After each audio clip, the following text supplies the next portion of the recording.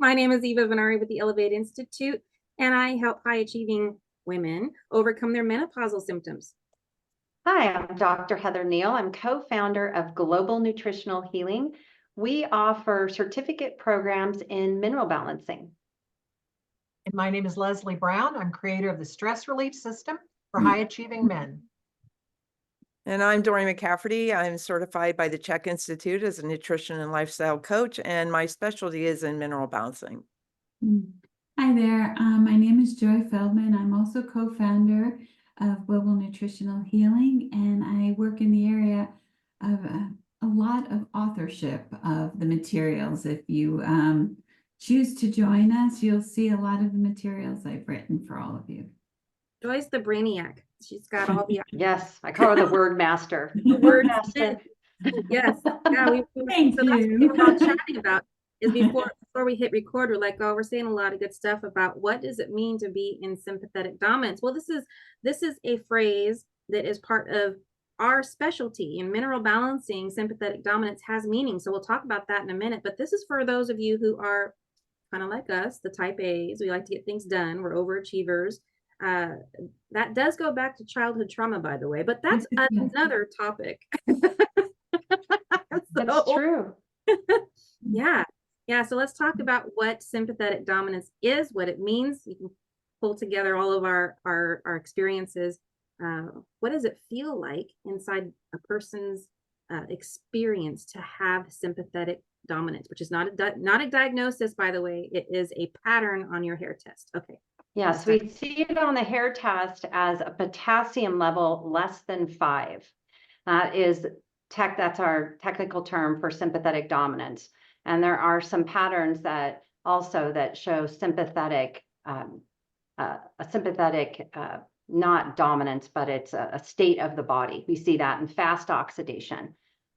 So sympathetic dominance, it's what it feels like. It feels like you can never relax. I think Joy said it really well, something about pulling your skin off,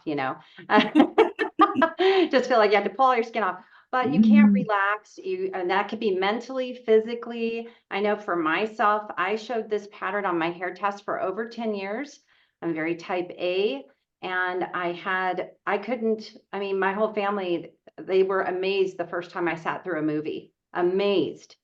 Because I could never, I'm just like, oh, I got to fold the clothes. Oh, I got to do this. And I'm constantly, and I still multitask. I do that a lot, very well. But I can turn it off. When it's time to get off the computer and relax for a couple of hours, I can do that. And that's besides taking care of my body in other ways, it finally didn't show on my hair test, but it took years. Mm-hmm. When you said about folding laundry in the middle of movies, I started to think about there's a phrase, frantic activity with little movement forward. So it's almost like activity for activity's sake. And I've had people describe it almost as if they could smell like their body was burning rubber on the inside because they were go, go, go, go, and so stressed all the time. And I think it also is an explanation frequently for the desire to reach for drugs, sex, alcohol, to numb that down. It's almost the only way you can get your body to relax. Crazy smoking of cigarettes, like chain smoking, those kinds of things are possible symptoms that are associated with that. Being stuck in that fight or flight. So the sympathetic, we also think of as like a fight, flight, even has some other dimensions to add to that. Whereas parasympathetic would be more the rest and relax, heal and repair state. So that's a difference that shows up on the hair test. And it can also show up, you can hit a tipping point on that sympathetic where your body just says, no more, boom. And you can fall into an unhealthy rest and relaxation state, if you can imagine that, unhealthy parasympathetic.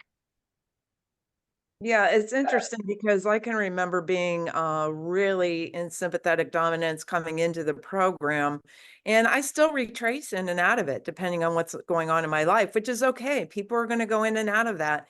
I can always see why I went back into it. But when I originally came in, I thought it was really interesting that I noticed that when I slept, I was in sympathetic dominance. Like I was a Pilates teacher at the time and did some other things, and I would teach all night long. I wasn't like nervous about teaching. I didn't have any qualms about my ability to teach, but all night long I'd be, directing a Pilates class, like telling people what to do. And I'd be like, why am I all night? I felt like I woke up. I felt like I had worked the whole night.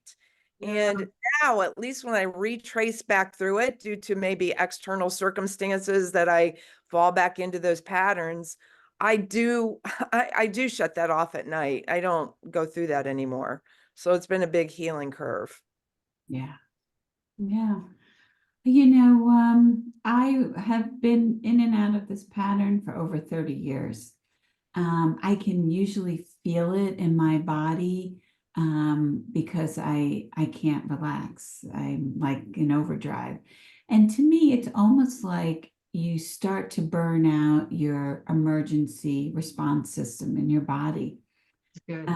Um, it's a system that really should just be used for, like a real serious emergency. Your house is on fire, or, there's an animal chasing you. Where I live, there's lots of animals. I always joke I live in a national park here in Arizona, but we have all kinds of animals like that, somebody's chasing you. But unfortunately, many of us are living in and burning out this part of our autonomic nervous system.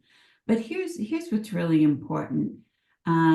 It's a sign of the adrenal glands being exhausted. And so I'm not going to get too specific, but we look at the chart on the sodium and potassium levels. And when you start to see this decrease in the sodium and potassium, it's a hint that the adrenals are whipped. And I hardly know anybody today. If you guys know anybody, please let me know, who's walking around like all chill and their nervous system is all balanced. But I just wanted to share a tiny bit of a personal story. I'd mentioned in the last podcast that I am doing this diamond heart work and hoping to become a teacher of this and be able to work with people and help them. But we carry so much imprinting from our early years, trauma or not trauma, how we hear things from other people, what teachers say to you.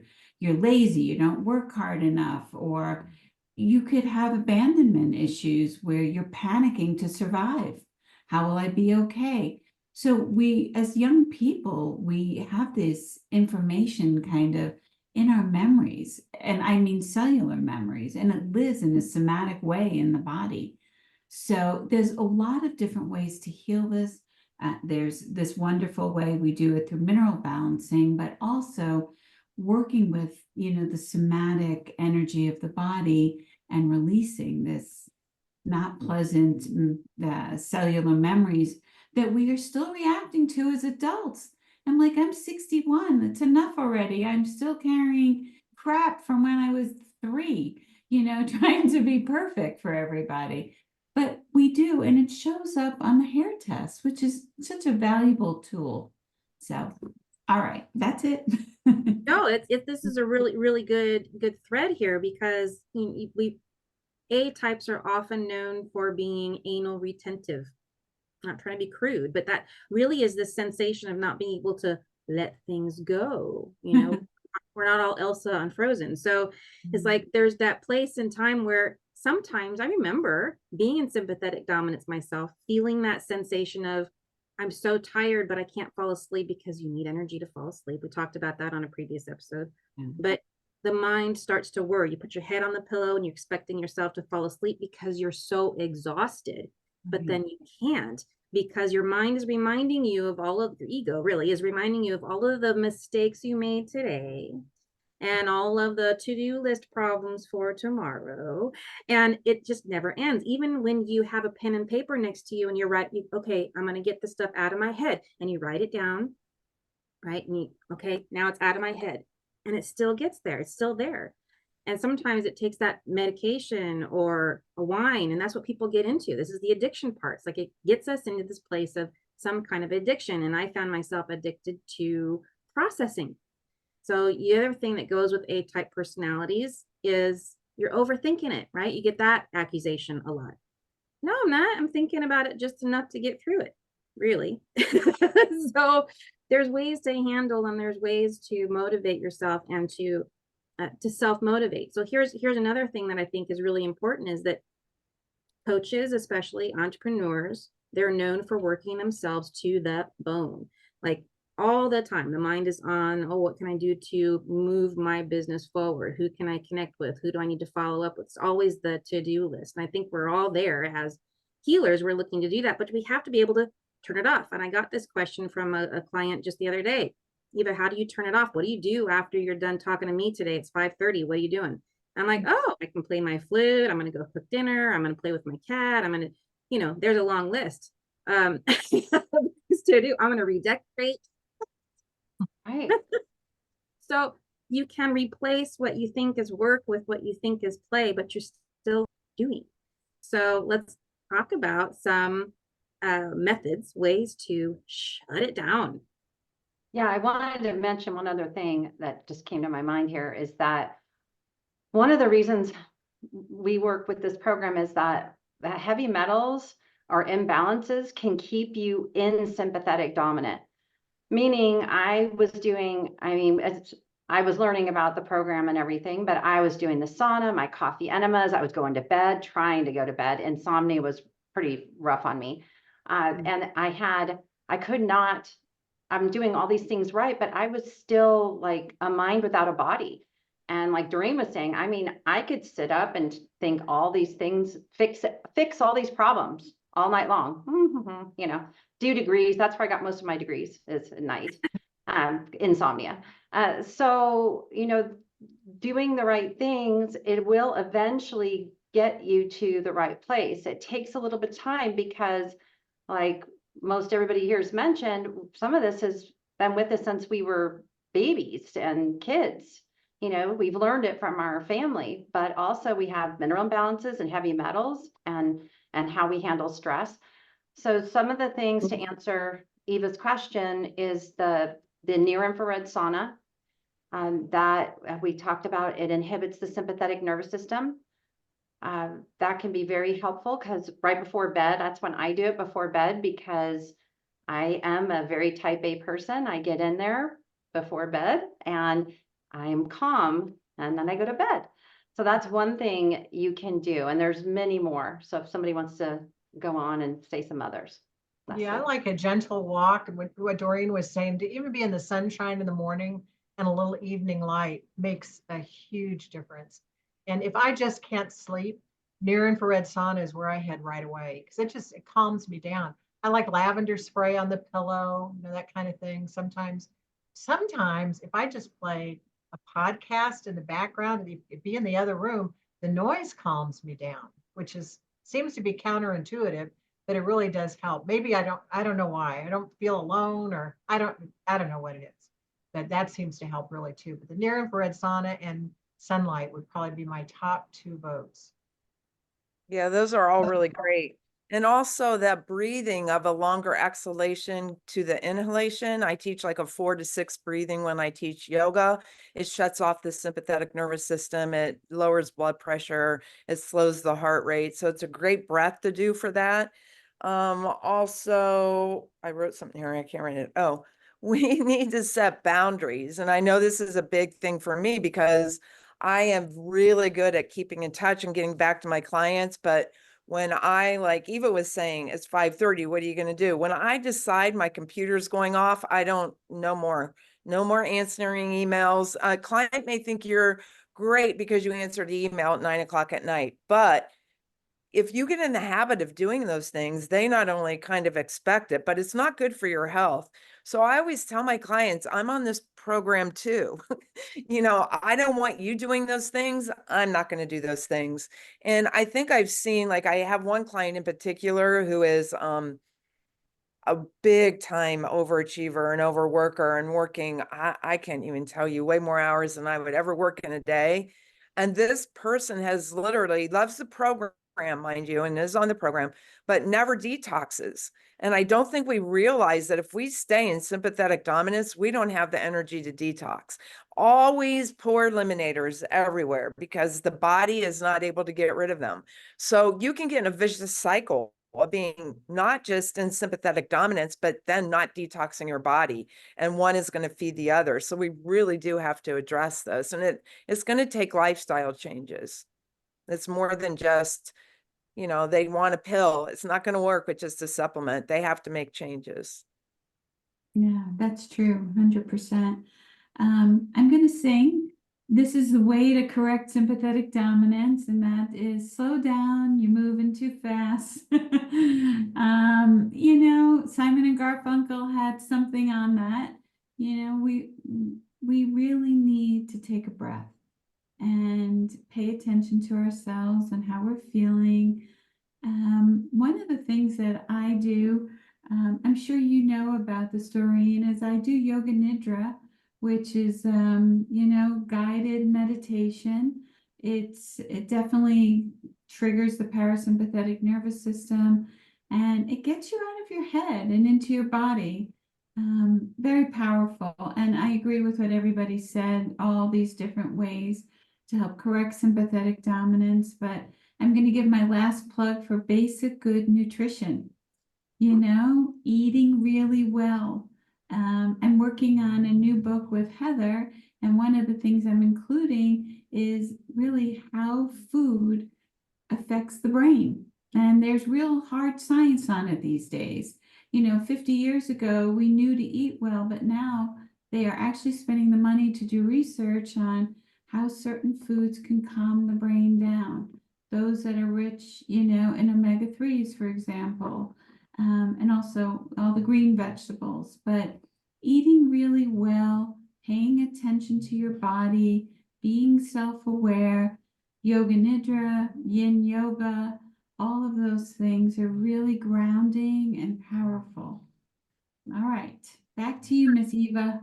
No, and I love that because it ties in with what I wanted to say about the slowing down part. It can be hard to do, but I learned this in ballroom dancing. I have a lot of things, a lot of interests that I like to do. Ballroom dancing is one of them. And one of the lessons was go slow to go smooth, and smooth is fast. And I interpret that as more like if you are present in your moments more, not allowing yourself to cut short what you are doing, thinking that you're going to get ahead in your productivity for the day by multitasking, which is a myth. Multitasking is a myth unless you have machines that you're turning on and that's your multitasking, or you have an assistant. Doing two things at once is impossible. So it's like that slowing down and letting the moment play out. This is a practice. This is a mental practice, and it's forcing your brain to reprogram itself so that you can be present in the moments from moment to moment. So I think that's part of it. It's not just taking the supplements, and it's not just eating right, and it's not just, it is lifestyle. It's the whole cumulative thing. But I do want to say, here's a hack that's helpful. Being a nerd that I am, the vagus nerve. If we can, first thing in the morning, splash some cold water on the face, that can sometimes calm the body and put it into a different state of being. So just listening to all of us and the stories, I'm imagining what it would be like to sit in the seat of a listener or someone viewing this and thinking, you guys have been on the program for how long, and you're singing its praises, and you're still going in and out of sympathetic dominance. So let's talk about that, why that would be. And really, you all have to remember, we've been down, and our bodies have been so depleted in the past. We've had a long way to come. Like, I'm surprised we're all putting together sentences right now. Anyways, let's talk about why. No. Yeah. Why would we not need? Why would we go in and out of sympathetic dominance so much? Yeah, well, one thing is that, like Eva was saying, we've all been, most of us, I think, have all been ill. We've all been quite ill. I mean, I was told I had 2 months to live. That was back in 2005. So for me, it's going into sympathetic, I think of it as, you know, on the program, we're going layer by layer. So think of it as like an onion. Where each layer is a different hair analysis pattern, and we're getting deeper into your body. So at some point when a metal comes out, or something you're doing in your life, habits, you can go back into sympathetic. I know I've done it for different reasons. I remember I was kicking out some mercury and I was exhausted, and I thought, what in the world? Why am I tired? But it did come, it came back that I was back in sympathetic dominance. My potassium was really low. And I do believe that it's because I was getting rid of a metal. And also it brought back, I was super tired because I was having to push myself to get up and do things. So I was pushing myself into this sympathetic pattern. And then there's other things in our life that we go back to. I know I've gone back to like old habits sometimes, you know, once in a great while. I'm like, oh yeah, my husband's out of town, my daughter's busy. I'm like, oh, I'm going to get things done. I'm like, I'm going to clean the house. I'm going to do this. I'm going to go here. I'm going to go see these people. My list is like, you know, 50 things long. And then, you know, my husband comes back and goes, why are you so tired? Well, geez, you know, I did it to myself. So I think that's, you know, some of it is what we've learned, and we go back to our old patterns. And I think some of it is healing, part of the healing process. Mhm.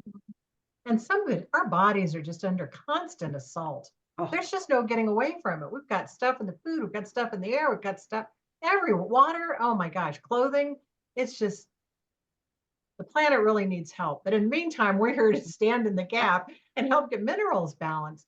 But so that was mine, is just this constant assault. But I also wanted to expound a little bit on what Doreen said about breathing. That is so important.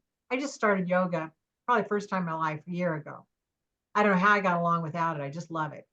But first they said, well, we're going to learn how to stretch. And I thought, what is there about stretching? And I went, you know, you stretch, that's it. I went to 2 different classes that were extremely different, benefited from both. And I go, oh, I have expanded awareness.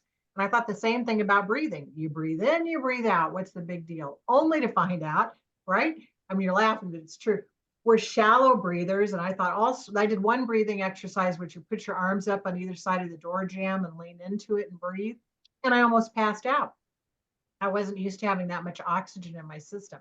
So there's so much to learn about breathing as well. And I think as we make these journeys, especially people who get involved in this program are thinking people who like to think about things and try different things. And some of those things may be really helpful for the body, and some of them may be too aggressive for the body. But we have the testing that we do to be able to double check that and see that even experimenting can put us into sympathetic dominance as well, because it can drain potassium, among other Yeah. things.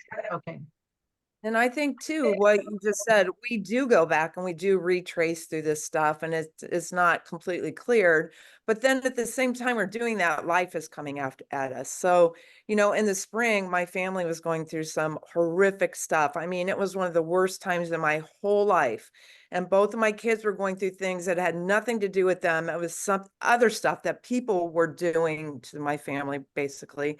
And it was, you know, I'm mama bear, so I want to fix everything. And then I started going through a healing reaction that was completely exasperated by the state of my surroundings, not being able to control any of these things. That was just life, where normally I would kind of sit back. I kicked right back into old habits, like Heather was saying. So I think that's really, really easy to do. And it took me probably at least 3 weeks to even get through the worst healing reaction I've ever had, and to accept the fact that, you know, my family's going to be okay. It's not easy, but, you know, we go through that, and there are things we can't help around us that are going to happen. So, you know, when I'm teaching yoga, I always say, learn to respond rather than react. And we go into reaction mode sometimes. It's just the way that we're wired many times. And then right about that time, I got my hair analysis back too. And it did show me that I was dumping, you know, some heavy metal. So that helped me understand what I was going through. And then my grandson stayed, I had family here from June until Monday of this week. And somebody's been to my house. And so finally everybody was gone. But the last week, my grandson had stayed an extra week, and all these reports started flooding in, more than I've ever gotten in 1 week before. And I started to panic because I'm like, how am I supposed to do these? He stayed here so I could take him surfing because I live by the beach and he was learning to surf. Am I going to like tell him, oh, we're not going to do this because I'm going to stay here and work all day? So I had to balance those things and let go. I had to really let go and say, I'm going to get this done when he leaves. And no one that doesn't get their stuff this moment is going to die. And it was fine. I finally, I think as of yesterday, was caught up. But it was a real big lesson for me. And I think the universe sent that lesson to me for that reason. I needed to step back and learn it. And I'll probably have to learn it more often. I'm probably not done with it. So why do we come in and out of sympathetic dominance? We are human, all of us. And we go back to old patterns, we go back to old behaviors, we lose our self-awareness, our adrenals take a hit. It's a very, very important topic, the autonomic nervous system. And it is probably the most under discussed bit of information for healing. So I think it's important to have compassion for yourself. We all come in and out of different patterns. We are evolving, we're growing, and I think most of us on this broadcast, we all know when we're slipping. We know when we are going into that place, which I say I need to pull the skin off my body. It's a good reminder, right? A good reminder to take a breath and slow down and kind of, unplug for a while. So I took some notes here, and I just wanted to say that we're all human and that we slip up and that we have catastrophic events happen in our lives. People die, we have to caretake, people get sick. And sometimes you wind up pushing your body more than your body can handle because there's not always a lot of other choices for some of us. So just remember to be gentle with yourself. That's a really, really good point. Is like, this is why I say that there's no such thing as a work-life balance as we imagine the balance to be a scale that is 50-50, right? It's about being able to complement each other and then having the energy to overcome the days where you do have to push yourself. Because if we find ourselves in sympathetic dominance to the point where we're in exhaustion stage, like we feel like we've been running all the time and there's no way for the body to relax, that's heart attack, that's stroke, possible death. This is not good. Here's the thing. If you want to push yourself and say, I'll sleep when I'm dead, you're welcome to that. But you can reverse it and know that it's a 3-year journey. This is not something that is going to just that one day go away. We're at a place where all of us have surpassed that 3-year mark. And now we're managing a certain level of health that at times we push ourselves to achieve more because why? We're type A. And if you are too, then you're going to resonate with that. It's like there are things that you can do. And so part of what I had to do was match my energy and my hobbies together. And so I had to put down the hobbies like playing beach volleyball. That had to stop until the 3 years were up, and then I could take it up afterwards. So what did I do in the meantime? I took up knitting. I got really good at doing my nails. I got more sedentary. Using the mind in a different way to relax yourself, whether that's people taking up mandala drawings, right? You've seen the coloring books for adults. Those became very popular because why? They're relaxing to do. So what are some other things that we can do while we are in this waiting period to recover from this sympathetic dominance while we're in it? What are some things that we can do that gives us a greater sense of expectation for success? Well, for me, I liked reading. That was very helpful. Music, I think Leslie was talking about like sound. I love music. It's very calming. I mean, as long as it's not like, heavy metal and I'm like, Yeah.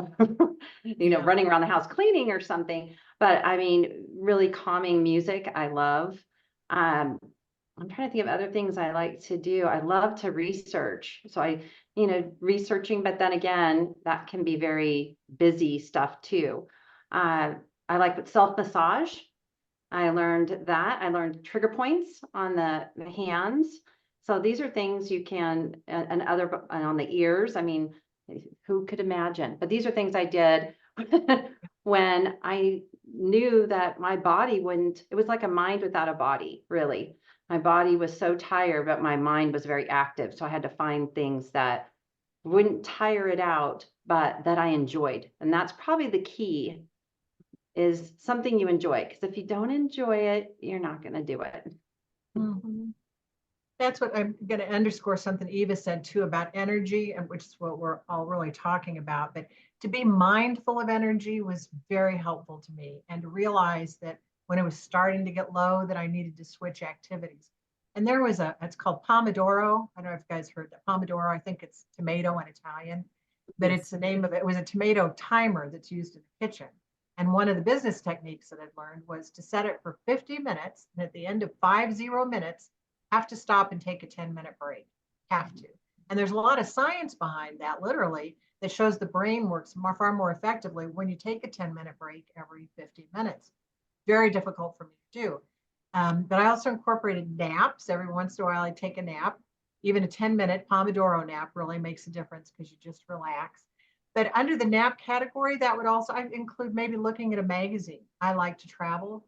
As long as I didn't beat myself up for not traveling a lot, I could enjoy the travel magazines or cooking magazines. Or my husband does a lot of archery, and I could enjoy looking at that because there's so many outdoor scenes. So a nap could be anything that would be a break from whatever intense activity I was involved in. So naps, being mindful of energy, and practicing the Pomodoro, 50 minutes of work, 10 minutes off, are things that I really like too. That's awesome. I love the walk in nature. I live by the ocean, so I like to walk, but I love to listen to podcasts, but sometimes I shut them off because they do activate your mind, and I want to be present in nature. And I'm always amazed at how many people don't notice. I was beautiful today. I was out actually on my bike this morning, but just the flowers and everything that I saw, so beautiful. But I'll go sit on the beach and just sit. Nothing on, no music, nothing. Sometimes I do my meditation. I do guided meditation. There are certain uplifting podcasts I'll listen to, but sometimes I think it's just being completely silent and being able to be present with yourself and really just shutting it all down, every bit of it. Even if you like it, Right. just turning it off. Yeah, no, I'm with you. I'm out in nature. I'm surrounded by the mountains here in Tucson, so I try to get out every morning and just enjoy all the different animal, plant life, mountains. Trying to think of other things that I've done. I am a big fan of yin yoga and yoga nidra, so I do a lot of being quiet, stretching and opening up, especially for me, the hip area really calms the nervous system. Yes. Yeah. Glutes, hips, hamstrings, it just calms me right down. I spent a lot of years not doing a lot of activity based on how I was taught, to just let the nervous system heal. So I did a lot of creative things too, drawing, art, photography as ways to get quiet. So anyway, all right.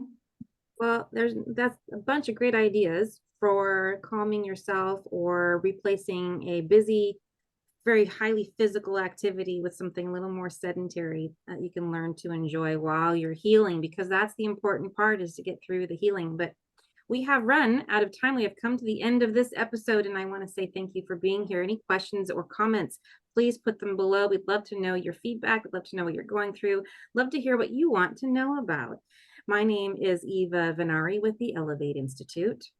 And I'm Dr. Heather Kneale with Global Nutritional Healing. Leslie Brown, creator of the Stress Relief System. Doreen McCafferty with Holistic Wellness from Within. And I'm Joy Feldman, co-founder of Global Nutritional Healing. And this has been The Perfect Balance. Thanks for watching. We'll see you next time. Wrap.